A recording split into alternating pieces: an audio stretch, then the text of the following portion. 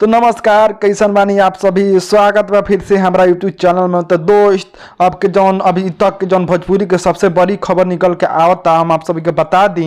एक खेसारी लाल यादव का एगो सॉन्ग आयल बा कि माल के मोबाइल पकड़ा गई बा, बड़ा सुपर हिट होता है आ बहुत सुंदर लाजवाब गीत बा। इतना दिन से खेसारी लाल यादव के कोनो सॉन्ग का व्यू ना भागता, लेकिन ई खेसारी लाल यादव का एगो ई सॉन्ग आ गई बा जो उनकी काफी ज्यादा एक व्यू भागता, काफी ज्यादा लोग एकरा के सुनल पसंद करता। वही पवन सिंह के फैन से सॉन्ग आवता तो उनकर व्यू के धीरे धीरे डाउन भइल बा। फैन से खेसारी लाल यादव पवन सिंह से आगे निकलत लागत तरन। तो आप सब ये का राय बा, आप सभी हमारा कमेंट बॉक्स में बताई कि पवन सिंह आगे निकलत तरन कि अभी के ट्रेंड में कि खेसारी लाल यादव आगे निकलत तरन। हाँ तो दोस्त सभी, अगर ऐसा के वीडियो देखे के होगा भोजपुरी के खेसारी लाल और पवन सिंह से जुड़ल हर खबर हम सबसे पहले आप तक लेके आए, तो हमारे चैनल को सब्सक्राइब करी, साथ में बेल आइकन को दबा दी ताकि ऐसा वीडियो सबसे पहले आप तक पहुंचे और आप देखें।